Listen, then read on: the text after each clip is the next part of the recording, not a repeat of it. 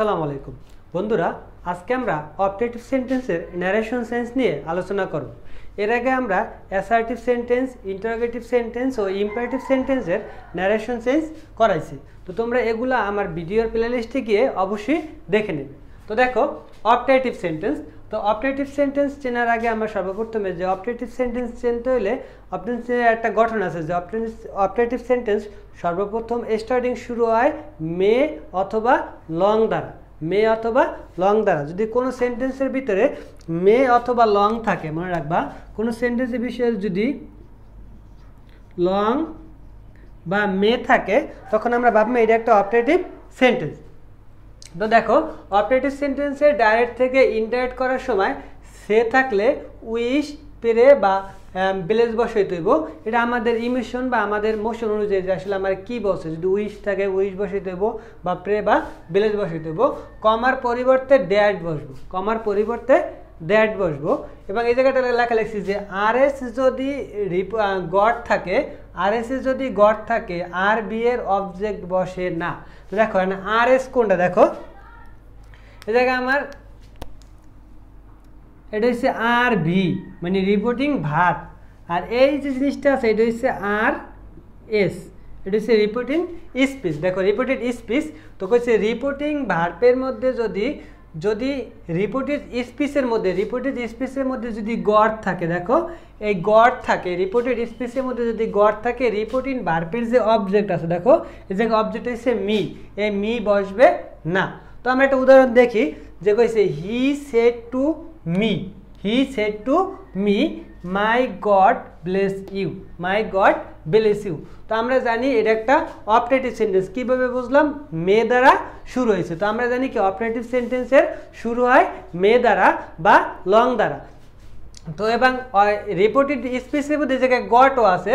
তো গড থাকলে আমার নিয়মটা আলাদা, গড থাকলে আমার রিপোর্টিং ভার্বের যে অবজেক্ট আছে মি, এই মি আসলে এই জায়গায় বসবে না। তো এই যে আমরা যদি করি হি প্রেড মানে বলছে কি he said to me may God bless you, মানে আল্লাহ তোমার ভালো করে এরকম একটা দোয়া করছে, এই জন্য হচ্ছে হি প্রেড।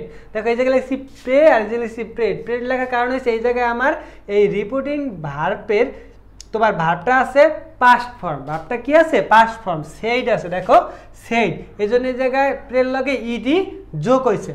তারপর তোমার এই কমার পরিবর্তে ড্যাট বসার কথা, কমার পরিবর্তে আমরা ড্যাট বসাইছি এবং এই জায়গায় একটা গড আছে, রিপোর্টিং স্পিচের মধ্যে গড আছে, এই জন্য গড নিয়ে আসছে। আর আমরা তো আগেই বলছি যে রিপোর্টেড স্পিচের ভিতর যদি গড থাকে তখন আমার রিপোর্টেড ভার্বের অবজেক্ট যে মি আছে মি এই জায়গায় বসবে না, অবজেক্ট বসবে না। এই জন্য আমরা এই যে দ্যাটের আগে যে মি আছে অবজেক্ট, এই অবজেক্ট কিন্তু আমরা বসাই নিই। তারপর দ্যাট কমার পরিবর্তে দ্যাট গড, মনে রাখবা মে যাইব মাইট হইয়া, মে যাইব মাইট হইয়া, কারণ এই জায়গায় মে এটা আছে পাস্ট টেন্স, এই জন্য এই জায়গায় ভার্বটা কি হয়েছে পাস্ট টেন্স, মে গেছে মাইট হইয়া। ব্লেস এই ইউ আছে সেকেন্ড পার্সন যা অবজেক্টে নির্দেশ করে, তো ইউ সেকেন্ড পার্সন অবজেক্ট আছে মি, এই জন্য এই জায়গায় কি হচ্ছে মি হয়েছে। বন্ধুরা আশা করি তোমরা এই উদাহরণটা বুঝতে পারছো। তো আমরা জানি যে সের পরিবর্তে উইশ, প্রে, বেলেজ বসে, কমার পরিবর্তে দ্যাট বসবে এবং রিপোর্টেড স্পিচের মধ্যে যদি গড শব্দটি থাকে তাহলে রিপোর্টিং ভার্বের অবজেক্ট বসবে না। তো আমরা এই যে এই উদাহরণটা করছি। তো দেখো 2 নম্বর উদাহরণ আছে যে the old man said to me, the old man said to me may God help you, may God help you. তো এটা কি সেন্টেন্স? এটা একটা অপটেটিভ সেন্টেন্স। কেমনে বুঝছি? কারণ সেন্টেন্সের শুরুতে মে আছে, সেন্টেন্সের শুরুতে কি আছে? সেন্টেন্সের শুরুতে মে আছে। তো কোন একটা সেন্টেন্স যদি মে অথবা লং দ্বারা শুরু হয় এটা একটা অপটেটিভ সেন্টেন্স।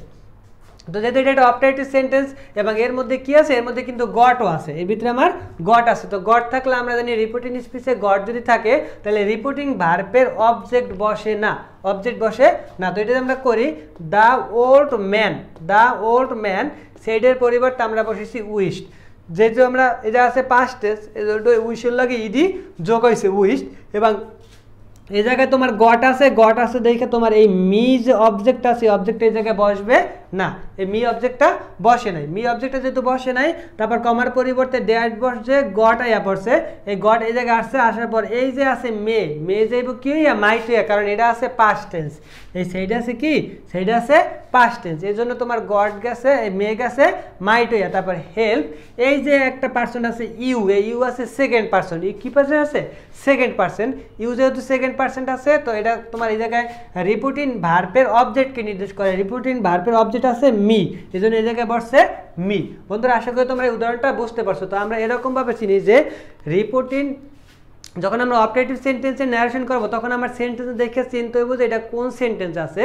যে কোনো একটা সেন্টেন্স যদি মে অথবা লং দ্বারা শুরু হয়, কোনো একটা সেন্টেন্স যদি মে অথবা লং দ্বারা শুরু হয়, এটা একটা অপারেটিভ সেন্টেন্স। তো অপারেটিভ সেন্টেন্সে ডাইরেক্ট থেকে ইনডাইরেক্ট করার সময় আমরা সের পরিবর্তে উইশ, প্রে বা ব্লেস বসাবো, কমার পরিবর্তে দ্যাট বসাবো। তারপর রিপোর্টেড স্পিচের ভিতর যদি আমার গড শব্দটি থাকে, তখন রিপোর্টিং ভার্বের যদি কোনো অবজেক্ট থাকে, অবজেক্ট এই জায়গায় বসে না ইন্টারেক্ট করার সময়। এই জন্য আমরা এই জায়গায় কইছি he said to me may God bless you. তো হি সেডের পরিবর্তে প্রেড, কমার পরিবর্তে দ্যাট, এই জায়গায় গড আছে দেখে তোমার মে অবজেক্ট বসে নাই। তারপর হচ্ছে গড, এই মে যাইব মাইটে, কারণ এটা একটা পাস্ট টেন্স, ব্লেস মি। তো এই মি আসে এই জায়গায় ইউ সেকেন্ড পার্সন, যা অবজেক্টকে নির্দেশ করে, এই জন্য এই জায়গায় মি আসছে। তারপর the old man said to me, the old man said to me may God help you.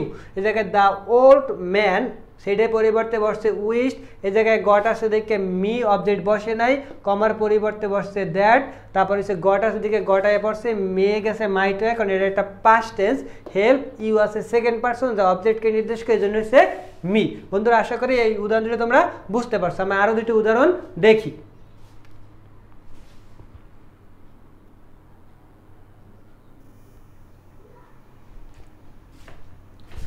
বন্ধুরা দেখো, আমরা 3 নম্বর যে উদাহরণটা আছে, 3 নম্বরে আমরা একটু খেয়াল করি।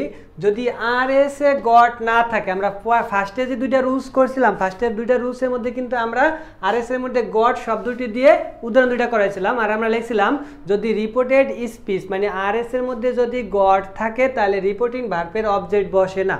এখন আমরা যে দুইটা রুলস করাবো, এই দুইটা হচ্ছে যদি রিপোর্টেড স্পিচের ভিতর গড শব্দটি না থাকে, যদি রিপোর্টেড স্পিচের ভিতর গড শব্দটি না থাকে, তখন আমরা রিপোর্টিং ভার্বের অবজেক্ট বসবে। লেখছি যদি আর এস যদি গড না থাকে, রিপোর্টিং ভার্বের অবজেক্ট বসে। এবার যদি গড না থাকে, তাহলে আমার অবজেক্ট বসাইতে হইব। তো লেখছি কি, দেখো they said long live our president, they said long live our president. যেহেতু লং দ্বারা শুরু হয়েছে, এটা একটা অপারেটিভ সেন্টেন্স, যেহেতু লং দ্বারা শুরু হয়েছে, এটা একটা অপারেটিভ সেন্টেন্স। তো দেখো দে উইশড কমার পরিবর্তে বসছে দ্যাট, এই জায়গায় সেইটা আছে দেখে উইস্ট বসাইছি। তারপর আওয়ার যাইব দেয়ার হইয়া, দেয়া আছে আওয়ার যাইব দেয়ার হইয়া, দেয়ার প্রেসিডেন্ট মাইট লিভ লং। এই জায়গায় আমার পাস্ট টেন্স আছে দেখে মেঘ আছে মাইট হইয়া।